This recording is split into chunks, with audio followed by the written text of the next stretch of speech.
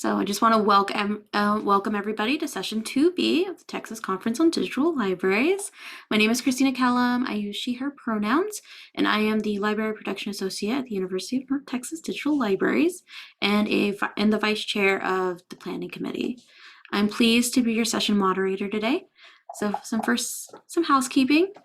The Texas Digital Library and the TCDL Planning Committee are committed to dedicated to providing an experience for everyone that is free from all forms of harassment and inclusive of all people. We ask that everyone here today be considerate and respectful in speech and action, attempt collaboration before conflict, refrain from demeaning, discriminatory, or harassing behavior in speech, and be mindful of your environment and of your fellow participants. You can also view our code of conduct on the tdl.org site, and I will go ahead and post that in the chat for everybody. The session will run approximately till 2:50 p.m., so please feel free to take breaks as you need. I invite you to say hello in the chat, hang out, let us know where you're joining from, share any resources that you might find applicable to the session today, and make comments throughout the session itself. I'll be watching for your questions, so if I see them, I will make sure to note them for the Q&A portion at the end. And as of now, we're going to go ahead and get on with the show. I'm going to introduce our first speaker, who is Todd Peters. So I'm going to go ahead and hand everything over to him now. Okay. Let me share screen here. So can everybody see that screen? Is that good? So I'm Todd Peters, and I'm head of digital and web services at the University Libraries down at Texas State University. And joining me to help answer questions is Jason Long, who is a programmer down here, and he did a lot of the actual implementation programming for this. And what I'm going to talk about is our journey of migrating some special collections items out of a Dspace installation into a brand new Islandora 8 installation. And this is what the final home screen looks like on the final product. So just a little background of where we got here is we started Dspace back in 2012. And at the time, that's when the XML UI interface came out.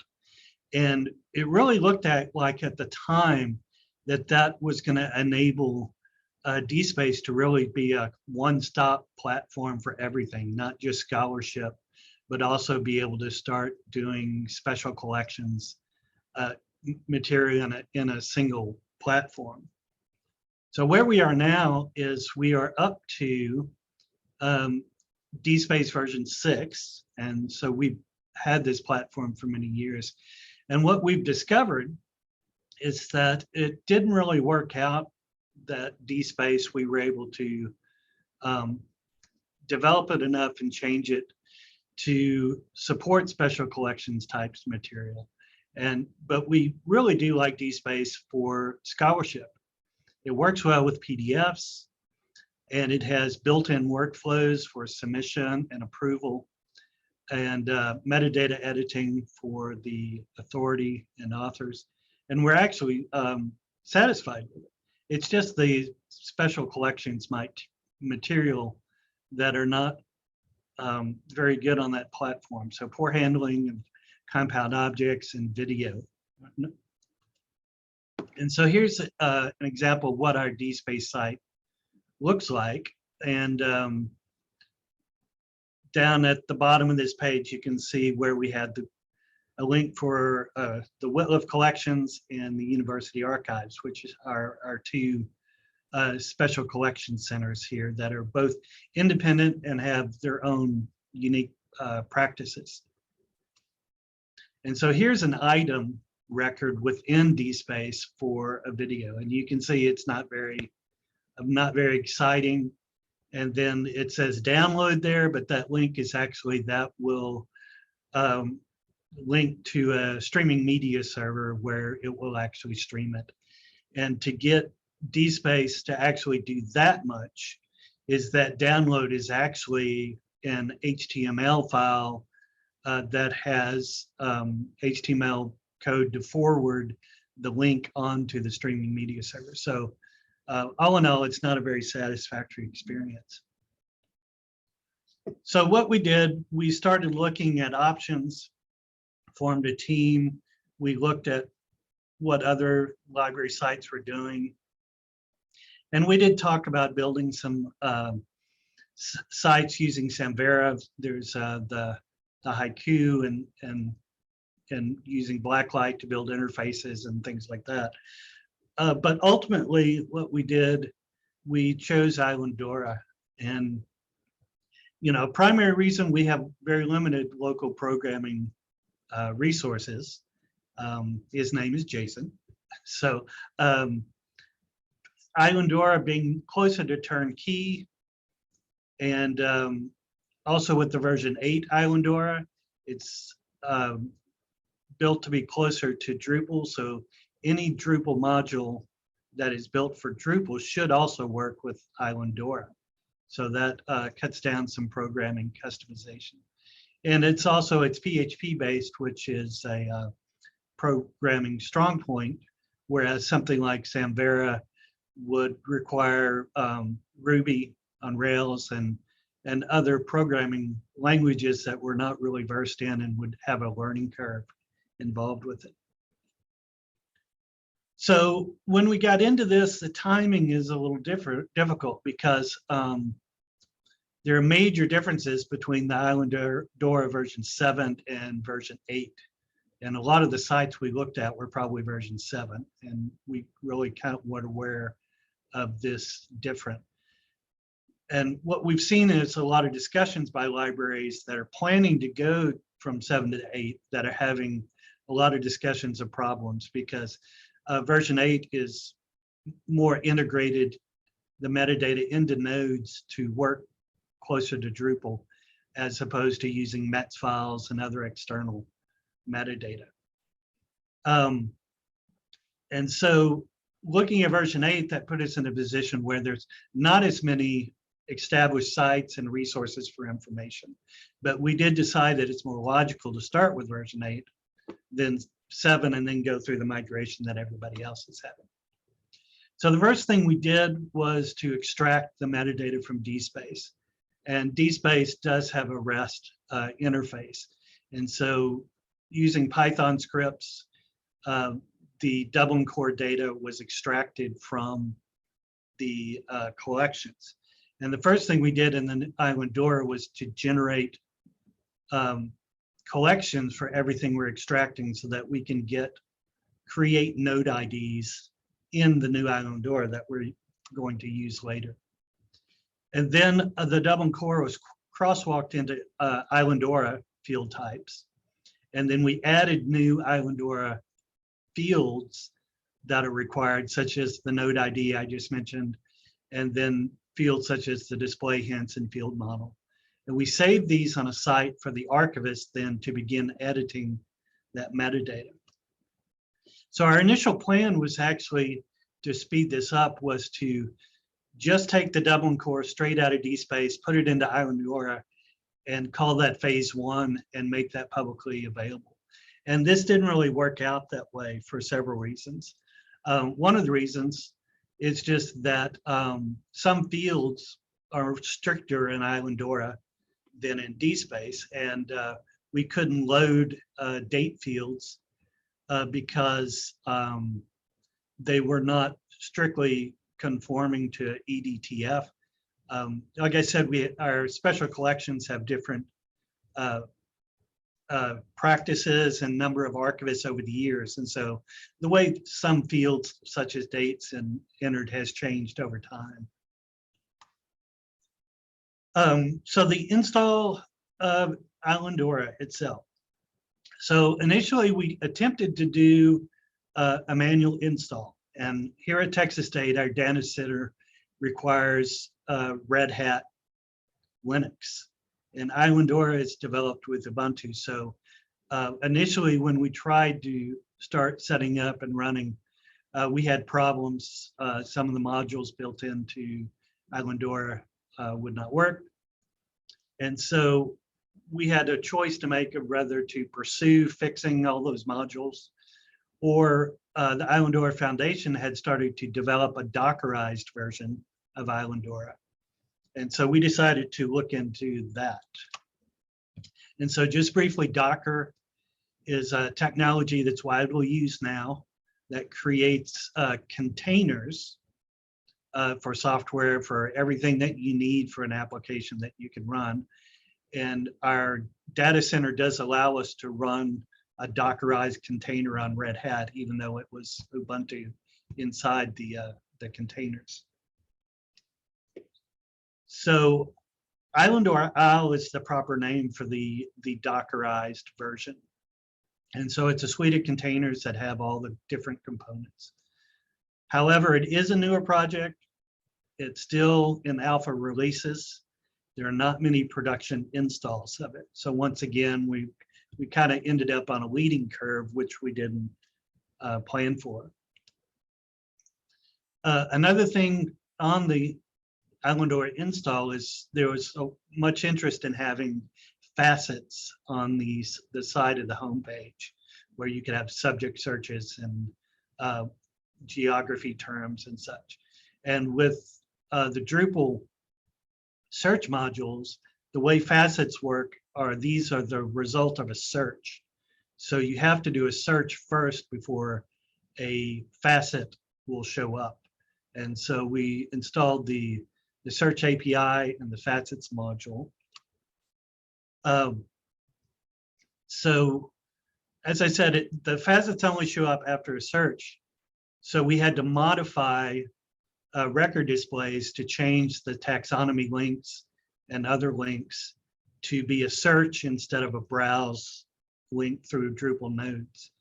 And this is where we actually had help doing this, and we appreciate Minnie Rangel at UT shared code that they developed doing Islandora 8 site for Benson, and Eli Zoer at Arizona State University shared code also for being able to create this Drupal module, which is a customized entity formatter to make the subject.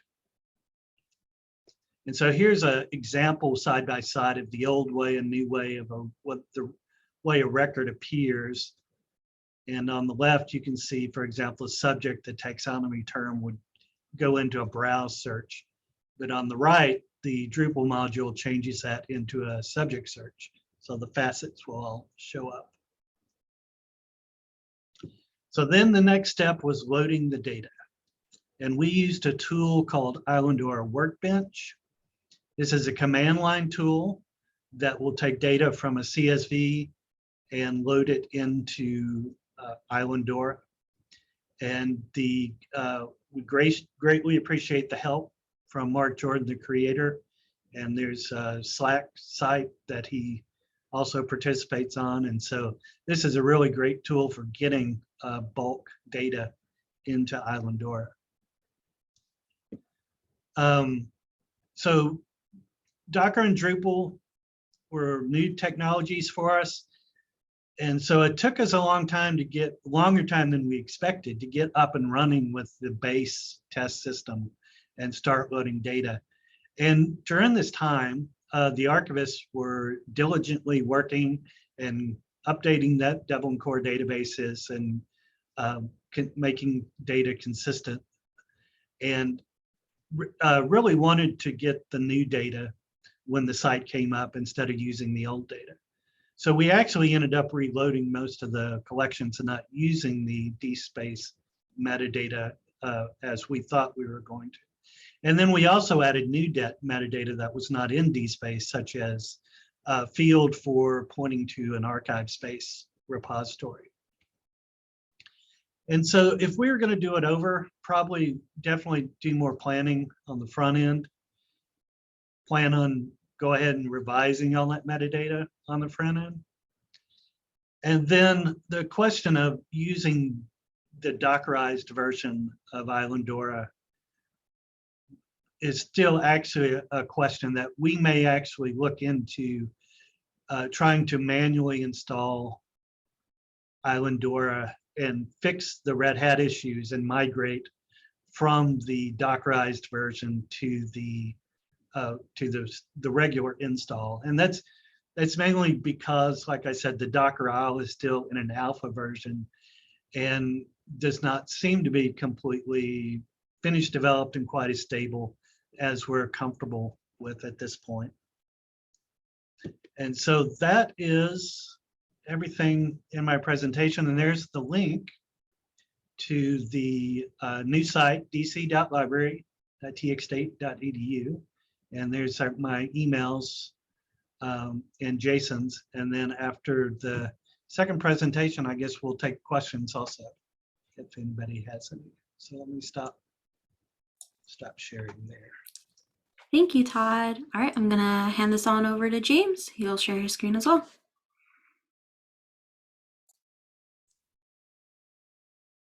Well, that's great. Thanks, Christina.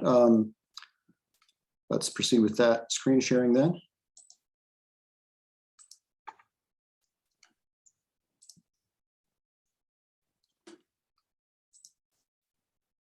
Okay, we should have a presentation up, everyone. I see thumbs up. Okay. This presentation is about achieving unified search across digital repository platforms. The case in point being Dspace and Fedora content, and supplying curator configurable discovery of that content using Sage, the Solr aggregation engine out of Texas A&M University Libraries. So I'm presenting today for a lot of my team members who helped out with this product, including Jeremy Huff, William Welling, Ryan Ladisaw, Kevin Day, Rincey Matthew, Beth German, and David Lowe.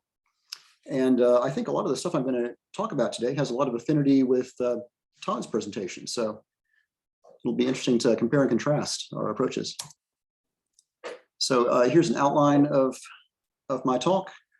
I'm going to start with a brief review of Sage, the Solr aggregation engine, and the discovery views that it enables. I want to be brief there because Sage has been presented on at this conference in the past. But now we've finally gone production with it, and I'll talk about the fun challenges and surprises we faced going production with this software, and then the fun opportunities for the next stage of development, the future work, if you will. And then at the end, I'd like to open it up for questions and maybe even bring up the production site to click around and show people things they might be interested in. So a brief review of Sage. It's open source software written in Java for the server side and AngularJS for the front-end user interface. It's easy enough to deploy the web server, clone it from our GitHub repository there, and if you use the Apache Maven build tool, it'll put it right up for you with a built-in web server. You probably would want to do something more elaborate for a production deployment, but that's kind of beyond my skill set and certainly beyond the scope of this talk, although it is currently in production here at Texas A&M. And Sage, briefly, consists in two complementary feature sets. First, it allows curators to populate Solr cores by reading in source Solr documents, mapping the values to an internal schema, and then mapping them again to whatever schema is required for a destination Solr document. So in addition, Sage allows curators to create what we call discovery views. These custom views for a Solr core where you can set up which fields you want to use for searching, for faceting, and for displaying in lists or on detailed item views. So in order that things make sense as I proceed here, I want to give a quick review of the entities involved in this process. It's a little bit complicated, but not too complicated. We'll get through it. So Solr cores, of course, are the the search indexes that are used as sources for data or destinations for the data. The internal metadata fields are a list of all the metadata that Sage can use or store. That's a customizable list. You can add and remove fields. The readers do a mapping from source Solr documents to this internal metadata schema. The writers, on the other hand, do a mapping from the internal metadata schema to destination Solr documents.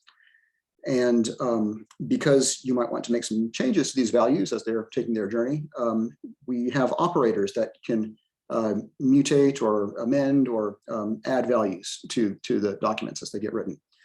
And finally, jobs bring all these things together to actually do the operation of getting from a source to a destination Solr core. Here's a visual representation of what I just said. Your source Solr cores get read in by the readers that map the metadata to the internal schema. Operators may change your data as you desire, and then the writers will map those values into a destination core. So the reason we're happy to present today is because we have gone production with our few first discovery views in a production Sage instance. So 5 of them are currently online right now. There are a whole lot more that are pending publication. The interesting one, the distinctive one here, is the World War I postcards, because that's the first one that actually has items housed in Fedora as well as Dspace. Some of them are just drawing from one of the repositories or the other, but the World War I postcards are the first to integrate the 2 different repositories. So getting to production, we certainly had some challenges and surprises. Some of them maybe shouldn't have been surprising, but of course there were issues with normalization and formatting of metadata, with providing viewers for the different content types, images, documents, etc. We faced some pain points in trying to write to destination Solr cores, and we faced some pain points when constructing the mappings of the metadata. And we also had some performance issues we're working through with our IIIF image service. I do see that David Lowe has posted a link in the chat, so if you want to check that out while I'm talking here. Okay, so regarding the normalization and formatting of metadata, for example, metadata practices change over time, and what you stored in one field, you may store in some other field later. And a case in point here was DC date values we had in Dspace and DC terms created values that we had in Fedora, and we wanted them all going into a date_created field, both in Sage's internal metadata and then in the destination Solr where we were writing the stuff. And so in this case, what we had to do was do different writers for the different repositories. And you can kind of see, maybe you can see on the list of readers there, we have a production Apfelbaum World War I reader reading from production Fedora, and we have a production Dspace World War I postcards reading from production Dspace. And they're both reading different Solr keys, but mapping them to the same place. So another problem with normalization and formatting that motivates our need for operators here is, well, normalizing dates, for example. We have dates with lots of different levels of precision in the source metadata, and if you want them to list out in a coherent way, you want them all to be the same length. And so we have, for example, a facility to format all of our dates to 4 digits for certain purposes. A more complex use case for the operator is a regular expression to take the native repository identifier for an item and then try to generate a URL for a IIIF manifest for that item. And that is implicated in some of the viewers we have to display the items. So here's an example of updating an operator. The one we're looking at here is one to generate links back to the source repository. And so we can see it's a regular expression that's going to take some identifier and then kind of prepend this repository URL prefix to it. So as far as the viewers go that we have right now, for images, we use Mirador 3, and the Mirador 3 uses IIIF manifests that point to a Cantaloupe image service. So I think that's pretty standard, kind of a pretty standard setup. PDFs, we're doing the same way, but Mirador 3 and Cantaloupe are not really geared so much toward PDFs. And so we're looking at maybe using the HTML5 object tag in more recent browsers, newer browsers. For our AV stuff, we're using Avalon for AV materials right now. And so the most expedient route for us was to embed the Avalon widget on those items pages. That might not be suitable for other institutions that aren't using Avalon. So there's maybe some work to be done there. So writing to Solar cores, here's some of the problems that we faced. So dates would break if they weren't formatted according to the way a date field has to be in Solar. If you, you know, in the repositories, they're just kind of like free strings, and you can have words in them like circa or about or you know, that kind of thing, or apostrophe s like the 90s or whatever. And of course, that's not going to fit into a syntactically formatted date field. So another problem is expecting a single value, and then the source repository has multiple values for some of the items, and of course that's not going to fit, and that causes errors. And then also we don't have a facility for automatically creating Solar cores that you want to write to, or changing the schema of a Solar core that you want to write to. So right now that has to be done by an administrator, unfortunately. Now, if you want to add a new field to the whole process that you haven't used before, so some cases that came up for us were like geographic coordinates. We hadn't anticipated that at the beginning, or temporal extent. You know, these come up not for every collection, but eventually they do come up. And it's rather an involved process. So Fedora has its own internal transform that it uses to translate the RDF metadata into its Solar core. So you have to add the field to that. It's called an LD path transform. Then you have to add it to Sage's internal metadata schema. And then you have to make a place for it in the target Solar core. And once that's done, or indeed at the same time as you're doing that, a developer needs to commit back the LD path transform changes to GitHub so that they're saved for the next time we redeploy Fedora, so we don't lose those. And we also have to commit back to GitHub the Solar schema that we changed. So the next time we deploy Solar, those fields are preserved. Fortunately, you don't have to add new fields terribly often, and the more you do it, the less you have to do it in the future. As far as the metadata mappings, here's some of the problems we faced there. Now that we've gone production, these lists are growing bigger and bigger and kind of getting more unwieldy. So we need to reach out to our curators and see how we can do some better management of these long lists at this point. The other problem that we've partially addressed is it does get tricky to track a metadata field value all the way from a source repository to a discovery view that you're mapping it to in these multiple steps. So a recent facility we developed to help with this is some reporting on the on what happens when you run a job.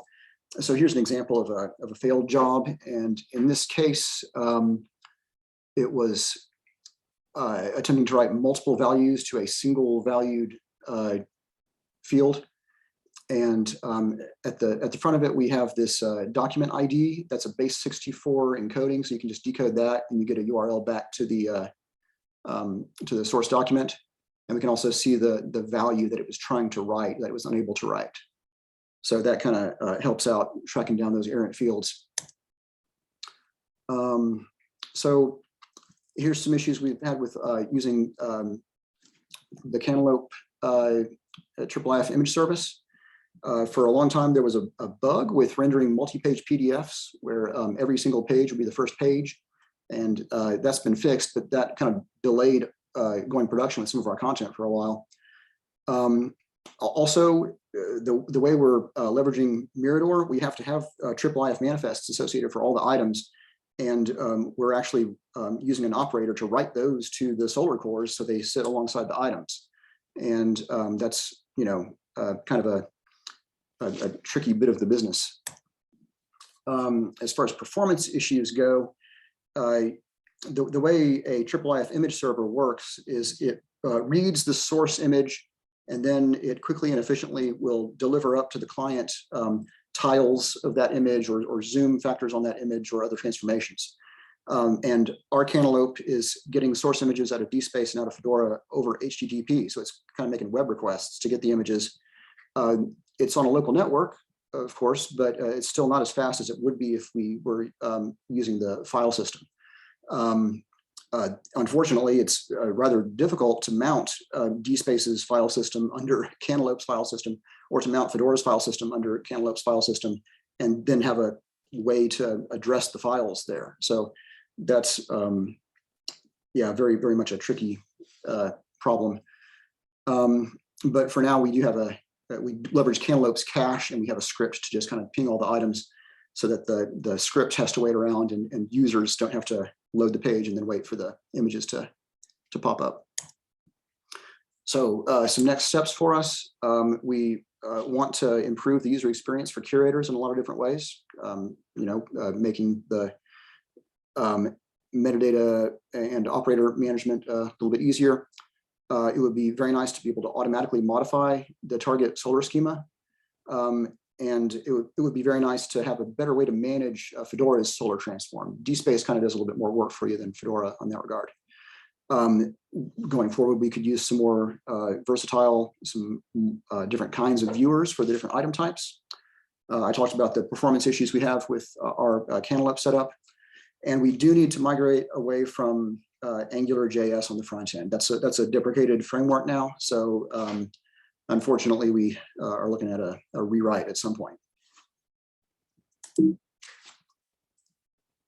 Okay, so that does it for the presentation part here, and I'll relinquish the share. Thanks, James. I'm going to share real quick in the chat. I pulled those links for Texas State's digital collection and also A&M's production discovery view for everybody, if you want to click on those. We already have a question for Todd from Monica saying, how large are your special collections that were migrated and how long did the migration process take?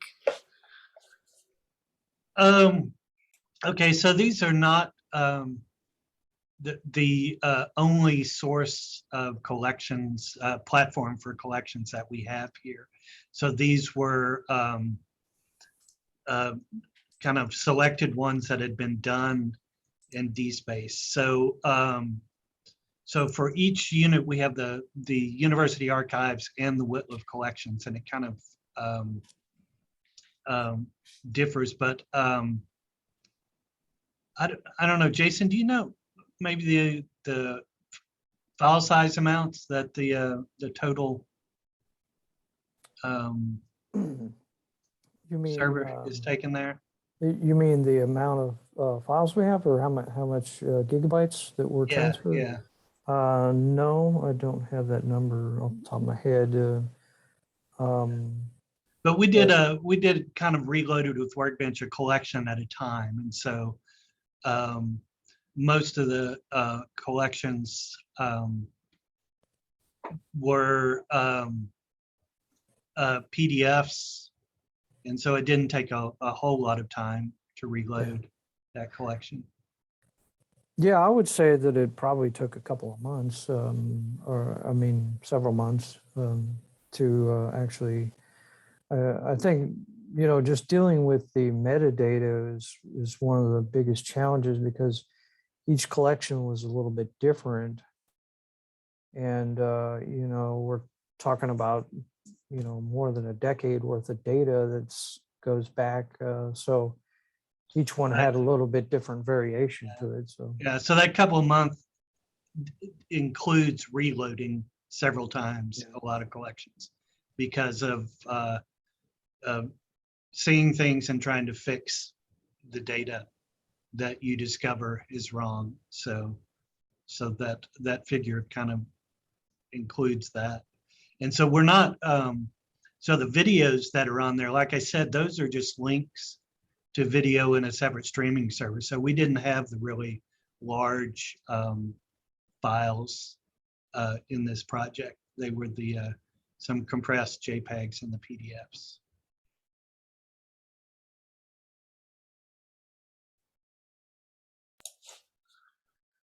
Great. I have another question for Todd. Were you able to migrate the existing handles from Dspace? No, we did not do that, and that was one of the upfront decisions when we decided and we were looking for a platform and what we were going to do, and kind of looked at what the requirements would be. And the discussion was that the maintaining those handles was not something that had to be there. It was a lesser important aspect. And so the going to the Islandora and losing the same handles was a trade-off. So in the future, you know, one of our next steps is to look into perhaps other permanent IDs such as ARCs or something like that and integrate into the Islandora as a future project. And Jason? yes, I had a question for James. Hi, James. I haven't seen you in a couple of years, but I was wondering about your, because we're experiencing a little bit of an issue with the Cantaloupe performance as well. And I was wondering, is that an issue of memory with the cache, or is the cache just expiring frequently? Because I noticed I was looking at your site and it kind of behaves kind of similar to what we have, and that the first load is kind of sluggish, and then it caches, and then you know. So I was just wondering, do you have a large number of files, or you just think it's a memory issue, or? Yeah, we've experimented a lot with the tuning of the Cantaloupe server and the cache, and I think everything you mentioned is a piece of the puzzle. You know, you change the cache size, you change the memory you allocate to the service. You also want, and this is kind of beyond my expertise, but you want to run like multiple instances of Cantaloupe for best efficiency. So yeah, I think if you like, I can get you in touch with some other members of my team here who would know more details about that side of it. Okay. But as you can see, we're not perfect yet. I mean, it still has. No, well, yeah, I just was trying to learn from your experience. Ours is experiencing a very similar thing. The other thing I was going to ask you about, are you not using OpenSeaDragon to do your IIIF, or did you do some kind of custom canvas? I was sort of looking at it briefly. Yeah, I think OpenSeaDragon is actually a dependency of Mirador. So oh, it is. Yeah, so Mirador kind of offers a larger feature set than OpenSeaDragon, but it includes OpenSeaDragon in the source. Yeah. Okay. Oh, it's a really nice site. Good job. Thanks. Looks like Scott would like to know, has anyone else here used Docker in production?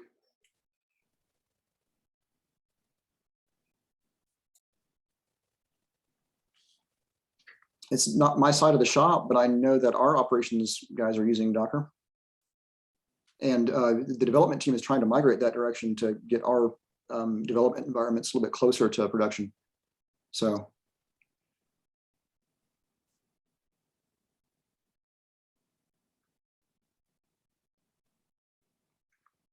I don't think we have a Docker deployment for Sage yet, but I think we're working on that right now. Well, and I'll just add also to Scott that we have Docker in other parts of the university, but I mean, it's just new to the library in general, but.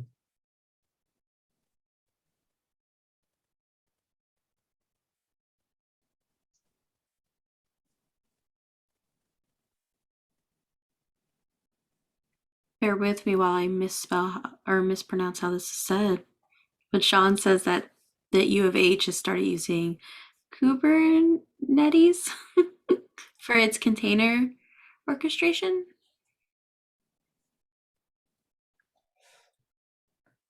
And Scott was asking more about enterprises.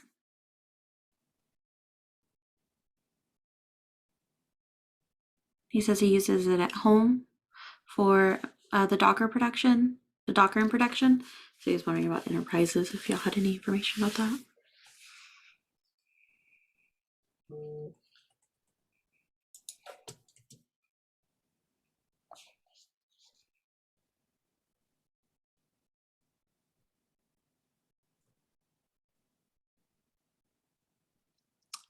Our operations team is using Kubernetes and Docker. So.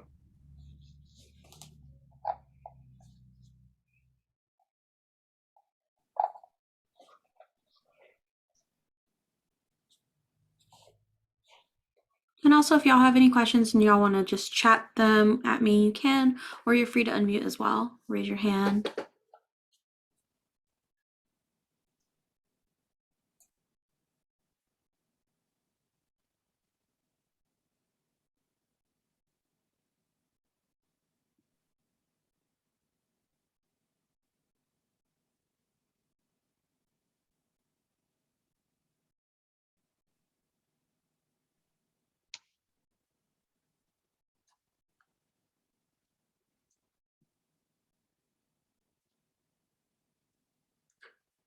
Well, Christina, I know people might be browsing around at the front end of that Sage instance we have, but I'd be happy to click around the admin side if people want to see what's happening back there, and maybe that'll generate some questions. Yeah, I'd love to see that. Sure.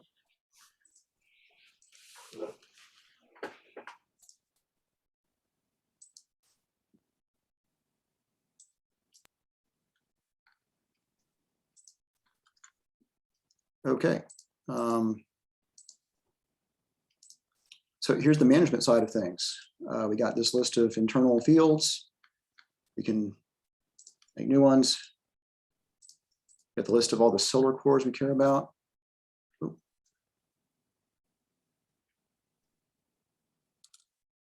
We had some ill-fated attempts at writing to a Spotlight core for a while there, but that was kind of squirrely.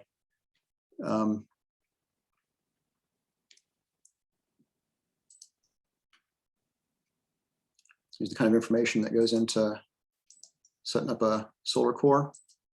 You have to specify if what kind of use it is for, whether it's going to be a source that you read from or a destination you write to. The readers, well, they have that kind of mapping we were talking about. So the internal Sage field is going to key off of a particular key in the source solar. So as that works. Here's the kind of operators that we need to use. So the generation of the IIIF manifests, here's the way that looks. There's lots of different kinds of operators too, that all have different ways of doing things. And the writers, again, are just kind of a mapping from internal metadata field to what is the destination in the solar core you're writing to. And then the jobs put it all together.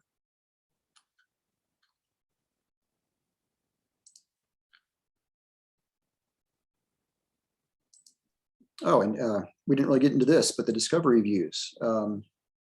This is where you set up all the stuff that is going to be displayed to the user, all the keys that are used for faceting, that sort of thing. The keys you use for searching, and then for the results, what you display.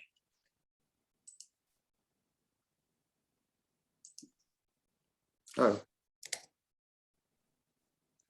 Okay, well, this one is not published yet, so you shouldn't be seeing this.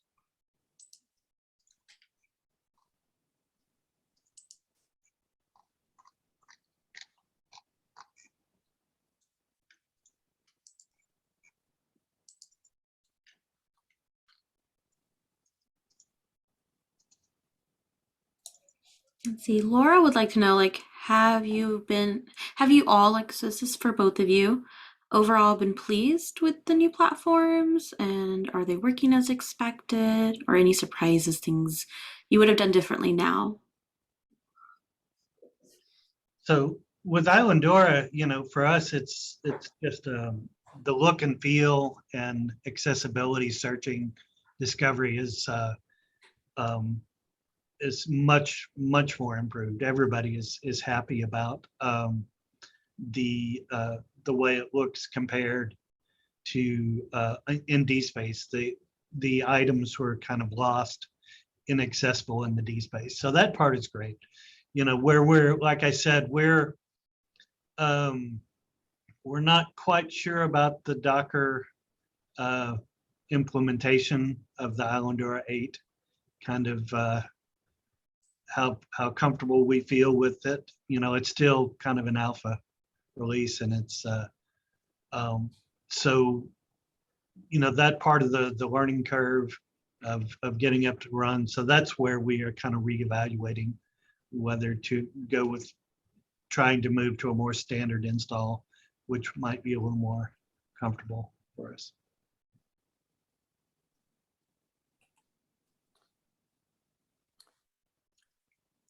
Yeah, I just had a follow-up for James. I was remembering in the past that you guys were maybe experimenting with blacklight, and did you decide not to do that, or? Yeah, for the most part, yes, because well, you know, we observed with blacklight that to customize a discovery view and pick all the fields you want to show, all the fields you want to search on, etc., you need to actually put up multiple blacklight instances for each mode of discovery, each kind of discovery style. So we preferred to have one instance where we could configure all the different views for the different kinds of content. Also, the ability to pick and choose your display fields, that was done in configuration in Blacklight, whereas here it's done in a user interface. You can pick the stuff. Now we did introduce a host of other complexities that I talked about in the talk today with the mapping and the writing.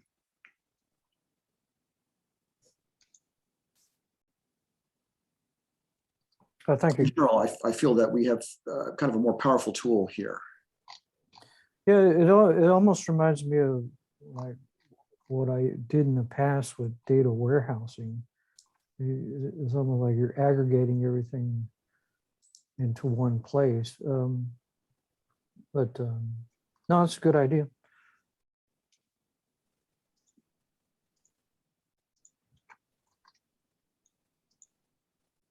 Anybody else have any lingering questions? If not, I'd like to thank everybody for coming to the session today, and I look forward to seeing the rest of you on the rest of the sessions.